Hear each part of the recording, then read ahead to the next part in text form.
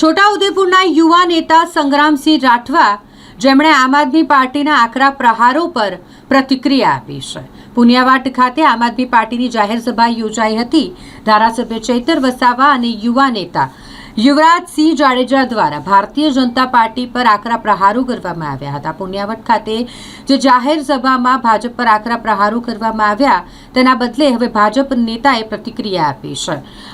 છોટાઉદેપુર પૂર્વ પાલિકા પ્રમુખ, બરોડા ડેરીના ડિરેક્ટર અને ભારતીય જનતા પાર્ટીના યુવા નેતા સંગ્રામસિંહ રાઠવા દ્વારા આ મામલે પ્રતિક્રિયા આપવામાં આવી. નમસ્કાર મિત્રો, મારા આપની સમક્ષ આજે આવવું પડ્યું છે.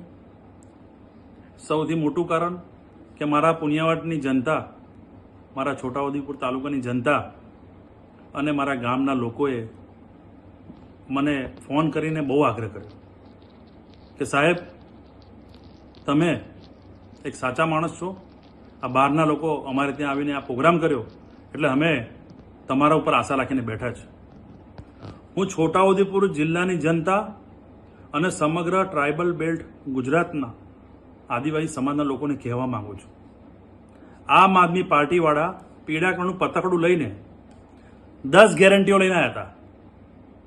તમારું લાઇટ બિલ માફ થઈ જશે. થયું કોઈનું લાઇટ બિલ માફ? તમને નોકરી મળી જશે. યુવાનોને પૂછું છું, નોકરી મળી ભાઈ તમને? તમને મકાન મળી જશે. મકાન તમને કોઈને મળ્યું? તમને મોહલ્લા હોસ્પિટલ મળશે. કયા મોહલ્લામાં હોસ્પિટલ મળ્યું? આમ આદમી પાર્ટીવાળા છોટાઉદેપુરમાં નગરપાલિકામાં તમામ જગ્યાએ ફેલ ગયા, હારી ગયા. જિલ્લા પંચાયત ભારતીય જનતા પાર્ટીની બની, તાલુકા પંચાયત ભારતીય જનતા પાર્ટીની બની, 3 વિધાનસભાના ધારાસભ્યો ભારતીય જનતા પાર્ટીના છે, લોકસભાના સાંસદ ભારતીય જનતા પાર્ટીના છે. દિલ્હીની કેજરીવાલ આમ આદમી પાર્ટી સરકાર એમ કે બહુ ગેરંટીવાળી, દિલ્હીની જનતા ભલી ભાતે ઓળખી ગઈ એટલે એમને ઉપરથી નીચે ફેંકી દીધા. દિલ્હીમાં કોઈ ગેરંટી ચાલી નહીં, નાહી નોકરી, નાહી લાઇટ બિલ, એવી કોઈ ગેરંટી નહીં. એટલે આ ગેરંટી વગરના માણસોને ઓળખી લેજો લા ભાઈ. તમારી જોડે સાંસદ છે, 3 ધારાસભ્ય છે, મારા જેવા સહકારી આગેવાન છે, યુવા નેતા છે. તમને પ્રધાનમંત્રી આવાસ યોજના આપ્યું, ઘેરની આજુબાજુ જોજો. તમને ખેડૂતોને કિસાનોના ખાતામાં ડાયરેક્ટ પૈસા આવે છે. પુરવઠાની દુકાને જજો, ત્યાં અનાજ મળે છે. દવાખાને જાય તો આયુષ્માન કાર્ડ આરોગ્યનું તમને મળે છે. જનની સુરક્ષા કાર્ડ તમને મળે છે. કુંવરબા મામેરુ યોજના મળે છે. કુપોષિત નારાયણ માટે સંજીવની દૂધ યોજના છે. નાની સિંચાઈ મોટી સિંચાઈ યોજના છે.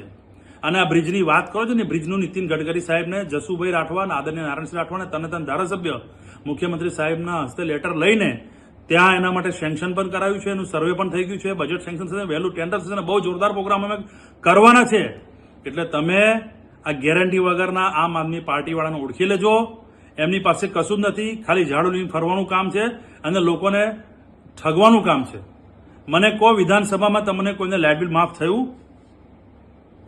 તમારી જોડે કોણ છે?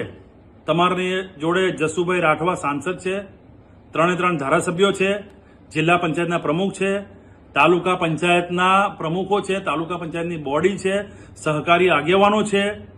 આવી તમામ તમારા જોડે 24 કલાક ઉભા રહેવાવાળા ભારતીય જનતા પાર્ટીના કાર્યકરો, નેતાઓ છે. પ્રધાનમંત્રી નરેન્દ્ર મોદીજીએ આપણા સૌના લોકોની ચિંતા કરી છે. અને હું આપને કહું છું, એક આદિવાસી નેતા તરીકે, આદરણીય અટલ બિહારી વાજપેયી હતા ત્યારે આદિવાસી મંત્રાલય તેમને બનાવ્યું હતું. આદરણીય નરેશ પટેલે આદિવાસી સમાજ, રાઠવા સમાજ માટે, જાતિના દાખલા અંગેના પ્રશ્ન માટે તેઓએ બહુ સારી રીતે સાંભળ્યા અને સારી રીતે એના માટે પ્રયાસ કર્યો. એટલે આમ આદમી પાર્ટીવાળાની ગેરંટી વિધાનસભા, તાલુકા, જિલ્લા, નગરપાલિકામાં ફેલ ગઈ છે. તમે મહેરબાની કરીને ઠગાતા નહીં. આ લોકો મોટી મોટી લોભામણી વાતો કરશે, સ્ટેજ પર લાવશે ને બલીનો બકરો બનાવશે. તમારી જોડે કોણ છે એનો ઓળખજો.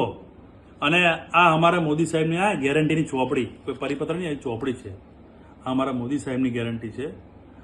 અને આપ સૌને હું ફરીથી કહું છું કે તમારો સંગ્રામ તમારી જોડે આવી ગયો છે. હવે કોઈ ડરવાની જરૂર નથી. હવે હું પણ પડકારીશ. યુવા શક્તિ, યુવા સંગ્રામ અને ભારતીય જનતા પાર્ટીના નેતા તરીકે હું તમારી વચ્ચે આવીશ અને આમની સામે હું પડકાર આપીશ. આપ સૌએ મને બહુ લાગણી પ્રેમ આપ્યો છે એટલે મારે આજે આપની વચ્ચે આવવું પડે છે. આપ સૌને હું અભિનંદન પાઠવું છું, આભાર માનું છું. જય હિન્દ, જય ભારત.